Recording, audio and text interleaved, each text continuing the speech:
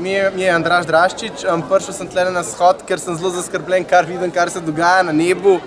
In v pravici povedan ne vem, kako ljudje sami več ne vidijo, kaj se dogaja na nebu. No, res pač, prosim, poglejte gor, da mi je odgovor. In mislite svojo miseljo, ne gledati medijev, ker čakate za manj na odgovore. No. Danes sem prišel v podporo tukaj vsem protestnikom proti geoinženiringu, proti zapraševanju s chemtraili. Jaz sem za svobodo človeka, za svobodno voljo, za svobodo informacij in zaradi tega sem odločno proti temu, kar počnejo. Odločno proti tej tehnologiji, s katero nas hočejo zasužiti in s katero že danes vplivajo na ljudi. Ni meni vseeno, ni mi vseeno za moje otroke pa za vnuke. Glede na to, da se doslej nobena, se pravi vladna institucija, ni odzvala, pričakujemo od nove vlade, tudi nevladne, tako mi pričakujemo od nove vlade in se bomo organizirali, bomo zahtevali, da se delajo analize na lahke kovine, se pravi aluminij, stronci, kadmij, litij in bari, ker je to tista stvar, ki in pa tudi na... Razen vode ne sme z neba padati praktično ničesar. In pa tudi na parazite, na bakterije in pa na se pravi pesticide. Pa opazili smo v zadnjih letih, da enostavno, da mrčesa praktično ni več. Zakaj ga ni več? Zaradi tega, ker na nas puščajo tudi pesticide. Če se vlada in pa Ministrstvo za okolje ne bodo odzvali, bomo šli z kazenskimi ovadbami, če ne pri nas, pa celo na mednarodno sodišče. Danes imamo shod proti geoinženiringu. Katere prakse geoinženiringa se že uporabljajo v Sloveniji? In ali nas je kdo vprašal, če lahko? Gre za masovno manipulacijo z ljudmi. Eno je škoduje okolju, rastlinam, živalim in ljudem. In stvar je tako huda, da bi lahko rekel, da poteka 3. svetovna vojna. Zakaj? Zato, ker z težkimi kovinami, ki jih strosijo z avioni, zastrupljajo vse živo. In to je v bistvu genocid na malo daljši rok, ne čez noč. In tehnologija je tako strašna zdaj, da ljudje sploh se ne zavedajo, da preko mikrovalov, ELF in še ostalih dejansko lahko spreminjajo razpoloženje ljudi. Tako da ne gre samo za ekonomsko pa zdravstveno težavo. Imajo tako tehnologijo, da lahko delajo cunamije, potrese, tornade, velike orkane, žledolome, skratka vse, kar je uničujoče, poplave, snežne zamete, tako da v bistvu državo lahko sesujejo v 3 dneh. To je, kar se tiče vremena. Opazno je letos bilo, da čebele sonce skoraj nič ni, tako da zdravje ljudi pada oziroma se poslabšuje. Čebele ne nosijo nič meda, oprašujejo ne. Rastline imajo zelo veliko mahu, kar je dejansko zajedavec za drevesa. In zemlja se zakisluje drastično. Zdaj, zakaj lahko te fronte premikajo? Zato, ker je precej aluminija v frontah noter, ki ga avioni raztrosijo, in aluminij je zelo dober električni prevodnik. To je glede vremena in zdravja, drugače pa HAARP so rekli, da so ga ukinili, ampak ga niso ukinili, prevzela ga je ameriška agencija DARPA. Ampak HAARP je v bistvu najbolj nekako poznan. Podobni sistemi pa delujejo v večjih državah. Ni samo HAARP in verjetno delujejo na podlagi nekih pogodb in sporazumov. Javnost pa o tem ne ve praktično nič. Kot da se nas ne tiče, kaj se dogaja z atmosfero. Mislim, vem zakaj. Ljudje iz strahopetnosti, da bojo izgubili službo, pač ne poročajo resnico. To so predvsem odgovorni nacionalna televizija, ki jo plačujemo, novinarji oziroma direktor in uredništvo informativnega programa, plus novinarji, potem je tukaj Arso, potem je tukaj vlada, ki bi jo mogli dejansko iti v skupinsko tožbo proti uničevanju človeškega življenja. Mislim, da so več ali manj vsi podkupljeni ali pa ustrahovani, da bodo izgubili službo. To, kdor ima pač pol ure časa in gre na YouTube pogledati znanstvene raziskave, predvsem iz Amerike, in pač ugotovil, da je resnica, ki je na televiziji, dejansko laž. Tako da nima smisla kaj dost tult okrog ljudi, ki ljudje so že zdaj zmanipulirani, da zna več svojimi glavami razmišljati. Hotel sem še to povedati, da v bistvu HARP se bo uporabljal predvsem za spremembo razpoloženja, oziroma ne vem, kako se zdaj te tehnologije imenujejo. Preko satelita ti lahko spreminjajo razpoloženje z frekvencami, ker to so v 60-ih letih v Ameriki delali v psihiatričnih bolnišnicah na podlagi LSD-ja, so raziskali, kakšno frekvenco oddaja določeno čustvo, ali je to jeza, ali strah, ali ljubezen, ali sumje. Tako da imajo v bistvu celo paleto vseh frekvenc in samo zdaj oni priklopijo, prižgejo določeno frekvenco in masovno lahko vplivajo na celotno množico. To že delajo zelo dolgo časa. Seveda je to vojaška skrivnost in tudi tajno-obveščevalna skrivnost. Tajno-obveščevalne službe predvsem to uporabljajo za politične nasprotnike in jih streljajo z mikrovalovi in to so strašne možganske poškodbe. Tako da dejansko bojo to zdaj prenesli na satelite in bojo z množicam preko satelitov upravljali. Manjka samo še zadnja stopnja, to je pa čipiranje ljudi.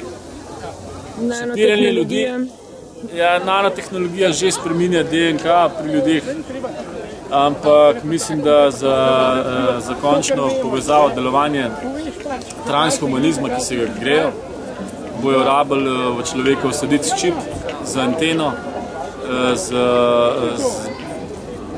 bakreno navitje, noter se tudi čip je 100-krat močnejši od naših možganov in po enih podatkih je noter tudi ena količina cianida, tako da dejansko te lahko tudi ubije. Torej, ljudje naj precenimo, kdaj se gremo cepiti oziroma kdaj... Cepljenje absolutno je treba kotirati. Kdor hoče umreti malo prej, ne se gre cepiti. Pravzaprav odkrito povedano, moje stališče, sploh nisem na protestu, ampak zahteva zase in za vse krok mene. Naravno okolje, ne to, kar nam dogajajo na vse mogoče načine. Naj bo v zraku, naj bo na tleh. Vse to, kar uničuje, ne samo človekov, ampak splošno, življenjsko okolje, vsega, kar je, naj se končno neha. Zahtevam zase in za vse okrog sebe naravno okolje, se pravi ves šmoren, ki ga razmetavajo na nas, naj takoj prenehajo. Kdor je naredil domačo nalogo in je pogledal stvari, mu je natančno jasno, o čem govorim. Se pravi, govorim o geoinženiringu, govorim o zapraševanju neba, govorim o vseh mogočih svinjarijah, ki se razmetavajo v naravo, govorim o vsem, kar uničuje pravzaprav plodno zemljo, rastlinje, živalski svet in sploh naravno okolje. Nihče ne more prisiliti, da bo odprl oči. Če želi mižati, naj miži. Dvomim, da mu to koristi, kdorkoli miži. Kdorkoli miži. Lahko se ugibam, lahko mislim, da se mene to ne tiče, ampak to lažem samo sebi in škodujem sebi in svojim okolju. Kar mene moti, zakaj se ne govori o tem, kaj je to, zakaj nihče ne spregovori o tem, kaj počnejo, ker mi kot državljani imamo demokratične države, imamo pravico vedeti, kdo preletava naše nebo in kaj nam spuščajo, kaj to je, zakaj. Ampak mislim, v bistvu nas hočejo diskreditirati, tiste, ki se nam to zdi, da s tem nekaj ni v redu, ne? Kdo vse služi v imenu klimatskih sprememb? Pretežko vprašanje. Klimatske spremembe so mogoče zdaj šele v drugi fazi. Dejstvo je, da na ta način imaš pravico do sonca. Sonce je velik potencial energije in zdaj bi tukaj pričakoval vse ljudi, ki zagovarjajo sončne elektrarne, ki so pozitiven vidik našega ekosistema oziroma pridobivanja elektrike, kajti brez sončnih dni pač te sončne celice ne delujejo. Torej, dejansko nam bodo onemogočali skratka dostop do sončnih dni in onemogočali nam bojo tudi skratka normalen stik z nebom. Skratka, postali bomo še bolj zemljani, kot smo že, in pogledajte, ljudje imajo več glavobolov zaradi tega. Obenem je pa v tem, kar oni pršijo, so tudi lahko strupi, so lahko tudi zadeve, ki dejansko usmerjajo način bioloških procesov v telesu samem. Če pa vzame kakšen njihov kapo, kakšno tableto, je pa mogoče to vsaj deloma neutralizirati. Torej, imamo neko bizarno situacijo. Mi tukaj smo se zbrali, da opozarjamo na to zadevo, da to se vendarle že dogaja. Medtem, ko je slovenska vlada, strokovnjaki so v popolnem zanikanju.